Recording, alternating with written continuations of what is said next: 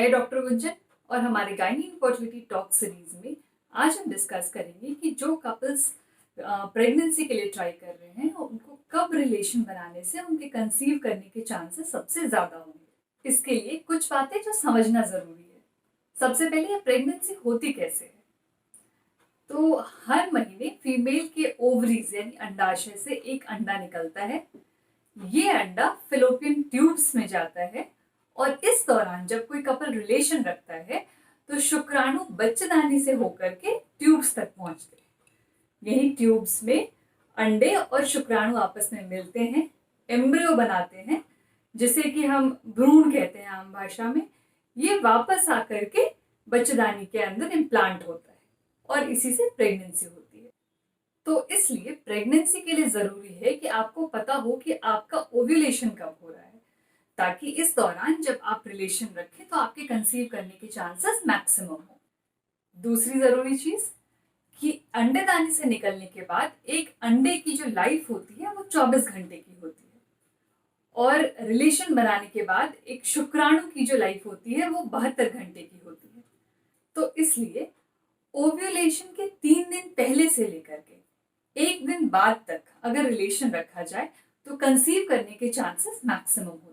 Next जरूरी बात कि हर फीमेल का जो साइकिल लेंथ होता है, साइकिल लेंथ यानी आपके पीरियड्स के पहले दिन से लेकर अगले पीरियड के पहले दिन तक का जो समय होता है इसे हम साइकिल लेंथ कहते हैं। तो हर फीमेल का साइकिल लेंथ अलग होता है। किसी में 22 दिन का होता है, किसी में 28 दिन का होता है, किसी में 35 दिन का होता है। तो अगर 21 से 35 दिन के बीच आपके पीरियड्स का साइकिल लेंथ है तो ये बिल्कुल नॉर्मल है।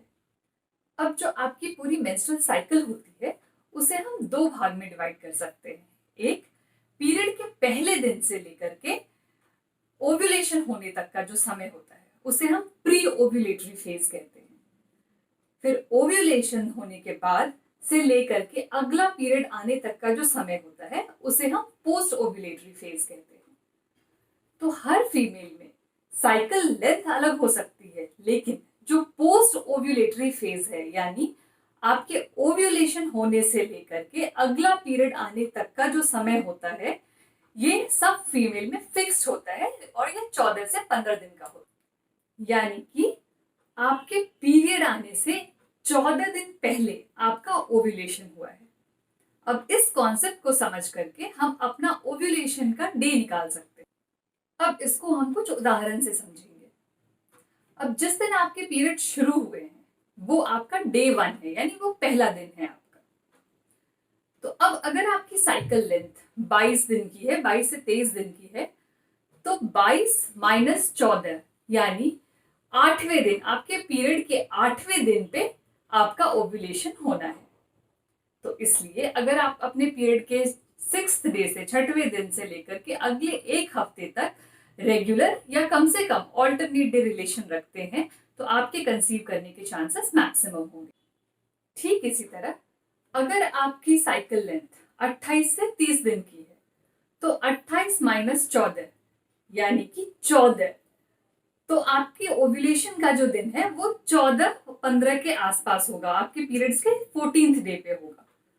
तो अगर आप अपने पीरियड्स के 11th डे से 11वें दिन से लेकर के अगले 1 हफ्ते तक रेगुलर रिलेशन रखेंगे तो आपके कंसीव करने के चांसेस मैक्सिमम होंगे।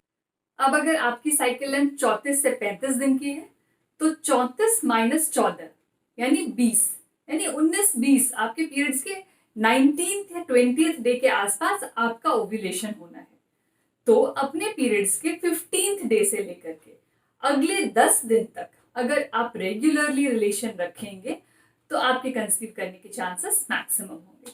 अब ये सारी कैलकुलेशन अगर आपको बहुत डिफिकल्ट लग रही है, बहुत मुश्किल लग रही है, तो एक मोटा मोटा हम ये समझ सकते हैं कि अगर आपके पीरियड्स 21 दिन से 35 दिन के बीच में कभी भी रेगुलरली आते हैं, मतलब सही समय पर आते हैं, तो आप अपने पीरियड्स के 8वें दिन से लेकर के अगले 10-12 दिन अगर रेगुलरली रिलेशन रखते हैं तो आपके कंसीव करने के चांसेस मैक्सिमम होंगे।